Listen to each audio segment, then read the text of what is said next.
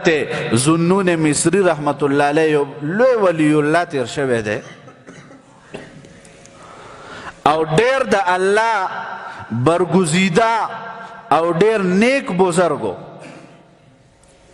او الله ته ډیر زیات نږدې و. یو ورځ ورته د کلي خلک راله ورته وایي حضرت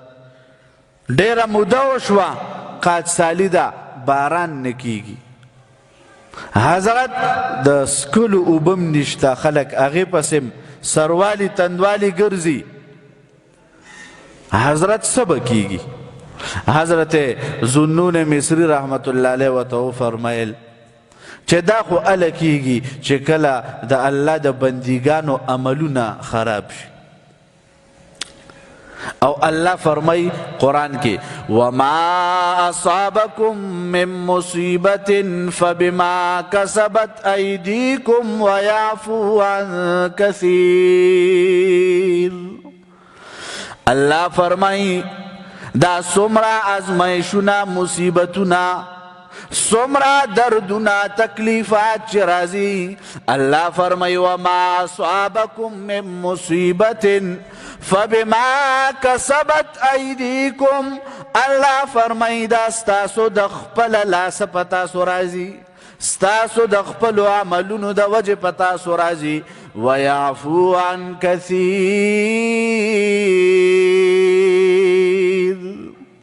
الله فرمای زه خو ډیر خطاګانې ډیر ګناهونه ډیر لغزشونه هغه ستاسو عفو کوم ستاسو معاف کوم. لیکن د دې ډیرو معاف کولو د وجې نه د دې نه پس هم تاسو دومره بدعملیانې کوئ دومره زما نافرماني کوئ چې د هغې په سبب په تاسو باندې زما قهرونه او مصیبتونه نازل شي. ذوالنون مصری رحمت الله علیه د دې کلي خلکو ته وایي چې کله د رب بندگان د رب نافرمانی شروع کړي نو بیا پې رب داسې ازمایښونه راوړي. او ذوالنون مصری یو جمله وایي دې خلکو ته جرګه راغلې ده جرګې ته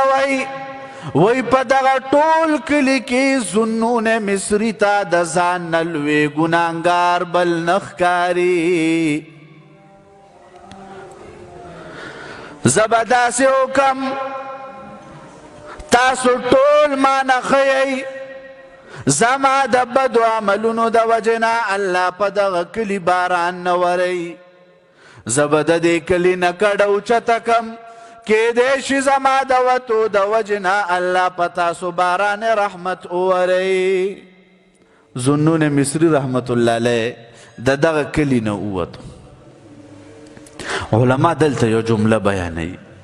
او علما فرمایي چې حضرت ذوالنون مصری رحمت الله علیه دغه امیان ټول ناست دی عالم دی بزرگ دی ولی الله دی شپه ورځې د رب په عبادت کې ده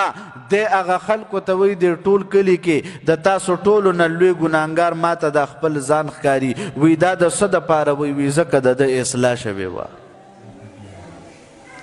دته دا ښودلی شوي و چې خپل عیب ته نظر کوه دته دا نو ښودلی شوي چې بلکې سترګې خښې که او بلکې سترګې خښول د دې لوی نقصان دا دی چې کم عیب په تا کې دی د هغې نه به د رب غافل کي او کم عیب چې په بل کې دی خو ته به بیانې خلکو ته د هغه بېزتي به کې د هغه سپکوالی به کې نو تر هغې به رب تا نه مړ کوي چې تر څو هغه عیب یې تا کې نی پیدا کړی. دا دویم نقصان دی. یو دی هغه خپل عیب دی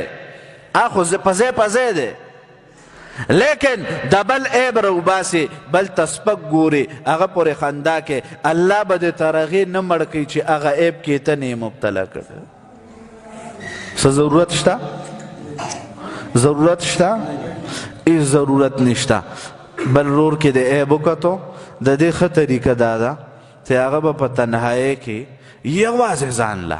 چې یو تی او یو ربي چې یوازې دې پوی کو نو د دې یوازې پویولو به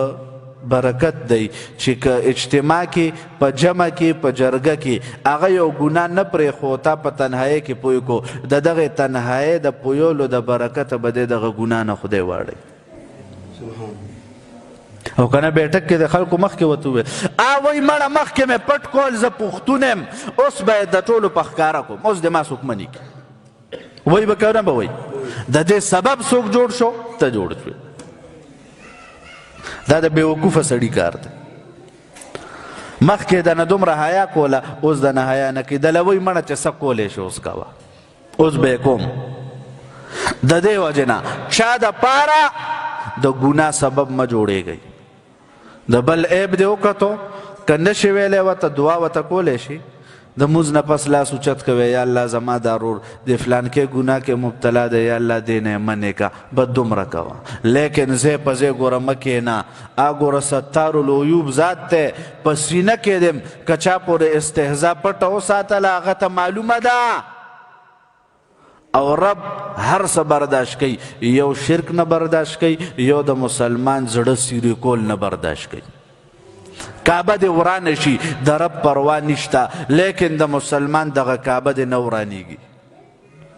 نن خو زه ته د یو بل د کعبې ورانو د یو بل زړونه ورانو که نه ورانو اوس خو جنگ د سوک سپېړې نه دی اوس خو ما تا پسې ویلي تا ما پسې ویلي موږ نه اوس ښځې جوړې دي مخکې دا کار د ښځو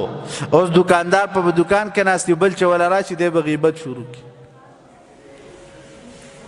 که په کور کې په بیټک کې ناست د نورو سړو غیبت به کوي که په جومات کې ناست د نورو غیبت به کوي که په کور کې ښځې سره ناست د نورو غیبت به کوي دا کار مخکې د ښځو اوس الحمدلله سړي دا کار ښه پوره اطمینان سره 100% کوي الله دې زموږ د سړو له نور توفیق ورکړي نو چې کله موږ د ښځو کارونه شروع کړه د سړو کارونه رانه پاتې شو د سړو کار دا نه دی د سړو کار د سړو خوی کول دي او د سړو خوی دا دی چې د چا عیب دی وکړه او سترګې پې پټې کا د یو بزرګ په وړاندې یوه زنانه راغله په پرده کې دا زنانه تپوس کوي لیکن د دغه تپوس کولو نه مخکې د دغې زنانه نه باد خارج شو آواز ورسره و نو دغه زنانه ډیره وشرمېده